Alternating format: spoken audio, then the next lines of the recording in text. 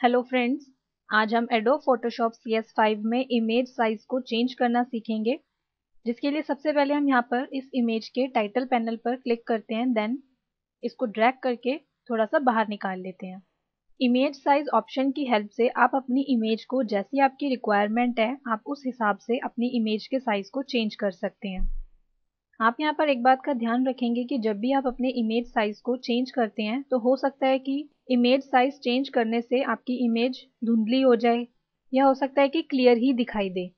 क्योंकि जब हम अपनी इमेज के साइज को चेंज करते हैं तो जो इमेज का एक्चुअल साइज होता है, मीन्स उस इमेज का जो एक्चुअल रेजोल्यूशन होता है वो एज इट इज रहता है, वो चेंज नहीं होता है। तो अब हम यहाँ पर इमेज साइज को चेंज करेंगे, जिसके लिए हम यहाँ पर इमेज के टाइटल पैनल के ऊपर राइट क्लिक करते हैं। तो ये पॉपअप मेन्यू ओपन होता है, हम यहाँ से सेलेक्ट करेंगे इमेज साइज, हम इस पर क्लिक करते हैं। क्लिक करते ही इमेज साइज की विंडो हमारे सामने डिस्प्ले हो जाएगी। अभी आप यहाँ पर देख सकते हैं कि इस इमेज की विड्थ है 550 पिक्सल्स, देन हाइट है 413 पिक्सल्स। इसी के साथ अगर आप यहाँ पर नीचे देखते हैं तो आप देख सकते हैं यहाँ पर कॉन्स्ट्रेंट प्रोपोर्शंस के सामने चेक का साइन पुट है।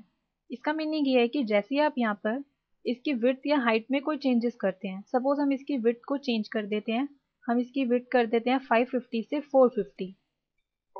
तो आप यहाँ पर ध्यान देंगे कि जैसे ही हमने इसकी विड्थ को चेंज किया, हाइट भी यहाँ पर चेंज होगी, देन डॉक्यूमेंट साइज भी यहाँ पर चेंज हो गया। हम एक बार यहाँ पर फिर से इसकी जो विड्थ है वो करते हैं 550। तो आप ध्यान देंगे जैसे हम यहाँ पर 550 करेंगे तो इसकी हाइट 413 हो जाएगी फिर से। और ऐसे ही हम यहाँ पर नीचे देख सकते हैं डॉक्यूमेंट साइज में भी इसकी विड्थ और हाइट पर चेंजेस हो रहे हैं। तो कांस्टेंट प्रोपोर्शन का मीनिंग यहाँ पर ये हुआ कि अगर आप इसके सामने चेक का साइन पुट करते हैं और अगर आप विड्थ को चेंज करते हैं तो हाइट ऑटोमेटिक चेंज हो जाती है, या अगर आप हाइट चेंज करेंगे तो विड्थ भी उसके साथ अपने आप चेंज हो जाती है।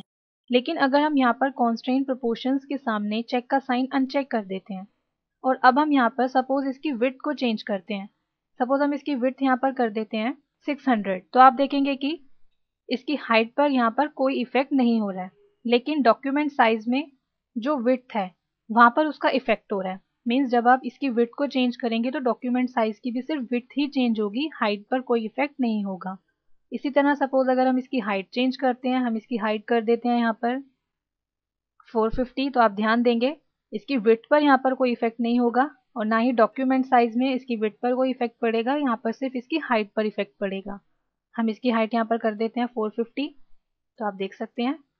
और अगर आप कांस्टेंट प्रोपोर्शन के सामने चेक का साइन पुट करते हैं तो दोनों में से अगर आप किसी एक को चेंज करेंगे तो उसका इफेक्ट दूसरे पर भी होगा। इसी तरह आप यहाँ पर ध्यान देंगे कि जैसे ही हमने कांस्टेंट प्रोपोर्शन के सामने चेक का साइन पुट किया, इसने जो है इसकी एक्चुअल हाइट और विड्थ को यहाँ पर डिस्प्ले कर दिया। देन आप यहाँ पर देख सकते हैं कि इस इमेज का जो साइज है, मीन्स उसकी जो विड्थ और हाइट है वो पिक्सल्स में है। अगर आप इसे चेंज करना चाहते हैं तो आप यहाँ पर इस ड्रॉप डाउन बटन पर क्लिक करेंगे।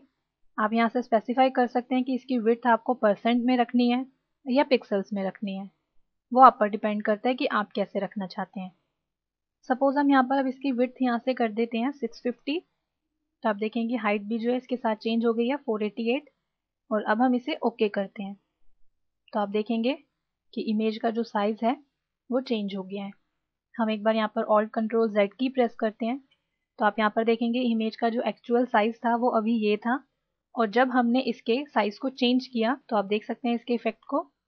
Thank you.